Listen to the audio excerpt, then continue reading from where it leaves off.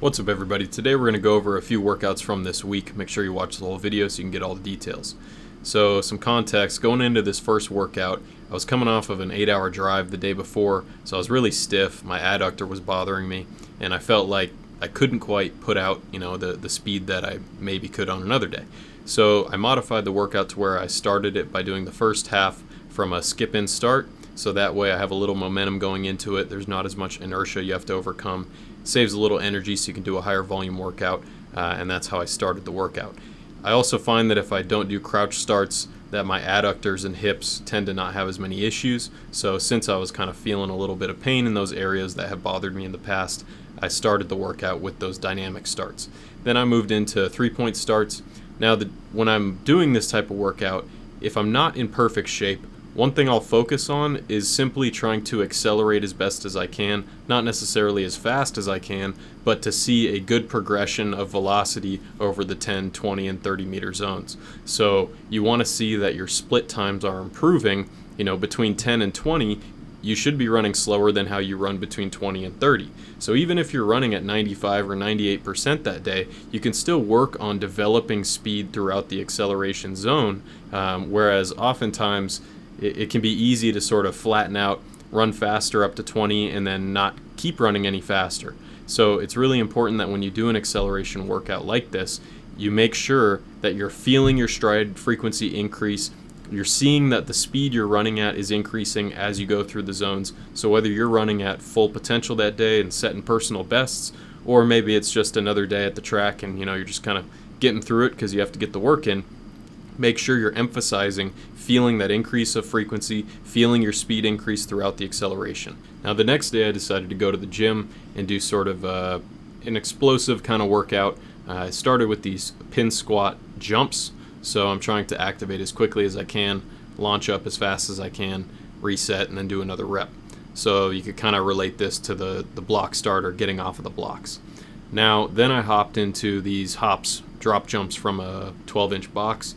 I think I'm probably doing something a little weird with my arms to where maybe using them too much, because you can see that my legs sort of swing and it sort of disrupts my pelvic position a little bit. So that's something I'm going to try to dial in. That one was a little bit better than the previous one. But anyways, just trying to hit the ground with as stiff a legs as possible, get off the ground as quickly as possible, and do it sort of to where it's kind of easy, if that makes sense. So I went back into the pin squat jumps. I did these for a few sets and went back and forth between these and the hops. Now I think that, obviously if you're trying to get as strong as possible, then doing an exercise like this is probably not your best bet. But for working on rate of force development, or for trying to sort of peak your strength without risking getting too sore or getting too fatigued, that's where I think those partial range of motion exercises come in. So I know there's debate about full range of motion versus not. I think you need both in your training. But when it comes time to really perform well, I don't know that doing a super heavy deep squat is going to really do it for you.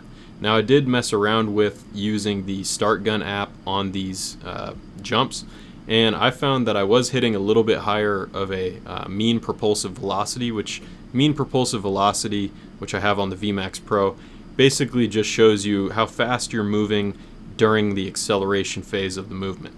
So if you're trying to really work on accelerating a load, which is what we should be doing as sprinters, our main goal should be to accelerate a load as fast as possible in the shortest time possible.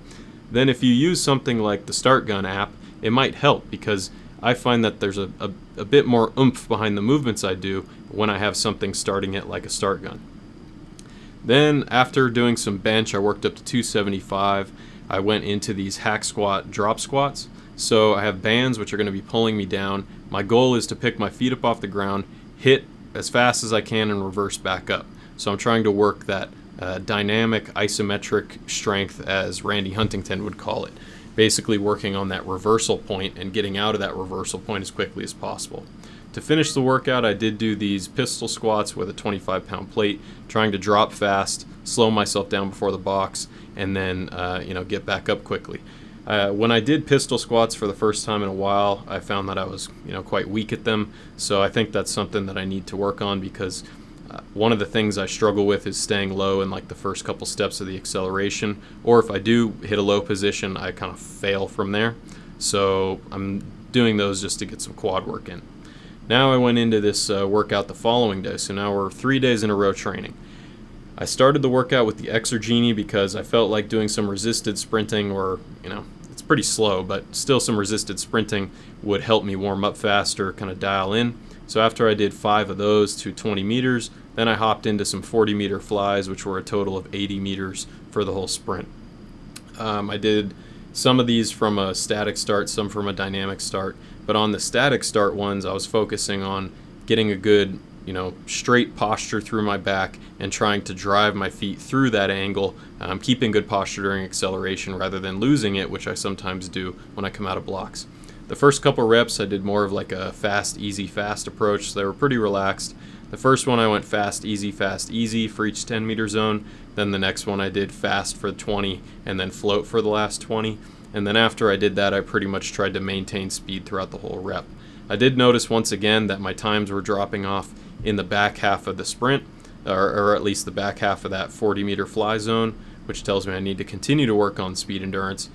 I did notice when I sort of let my foot float out in front of me a little bit more and kind of pull it back through the air like I talk about in that using your legs as hammers video, then I was able to maintain my speed a little bit better. But by that point in the workout, once again, it was like 100 degrees out. This was toward the end of the workout. I was not in a position to run any faster times, if that makes sense.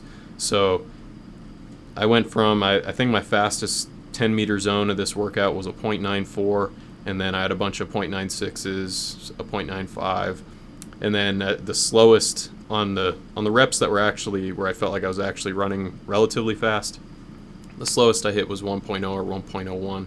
So, considering I was pretty fatigued, considering my body's not in the best shape this week due to traveling and then back-to-back sessions, I didn't expect any PRs or anything, but I did notice I was able to average faster times during this workout than previous times that I've done this workout.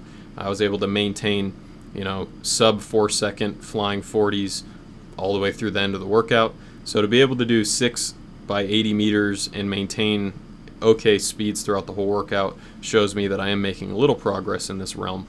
And one thing to consider with training is, if you can improve your average times, that might precede a PR, whereas if your times are all over the place, it's going to be less likely for you to see consistent improvement, because if you run fast, then slow, then medium, and it's just all over the place, I don't know that it's very easy for your body to sort of hang on to that. So I'm happy to see that I'm running faster average times throughout the workout, and hopefully that means I'm getting into better shape, because what that tells me is I'm running more consistently. And really what it comes down to is that you're running consistently, your technique is stabilized, and once that's there, then it's a little bit easier to get faster. Now, after I did a bunch of sprints, I decided probably should do something else this workout, because I planned a couple days off after this. So following all these sprints, I did go into some med ball throws. I haven't done med ball throws in a while, so I'm only going to be using a 6-pound ball in this instance. I did a mixture of throws, backward, forward, laying on my back, more of like an ab throw, if that makes sense. But I did notice that when I did these, it was kind of bugging my adductor that had been hurting me before, but as I kept doing them, it felt a little bit better. And with any time you have pain or something, you have to know your body and you have to know the signs and know whether this is just a pain you're going to have to deal with or if it's something that's preceding an injury. But I felt like I was okay. So I did these backwards throws. I'm kind of trying to feel like the stretch shortening cycle action at the bottom. If you rush it, you won't throw it as far. If you hit a bad trajectory, you're not going to throw it as far. So med ball throws are nice because they can help you work on learning what angles you're projecting at. They can help with feeling like you're transferring force through your whole body. And it's just, I don't know, I think they help teach you some things that are intuitive aspects of movement that you should know as an athlete.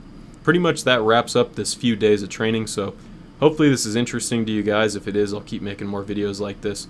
But, consider taking some of these exercises, trying some of these workouts, modifying for your needs, and hopefully we can all run faster as a result of doing good quality workouts, staying consistent over time, and staying healthy.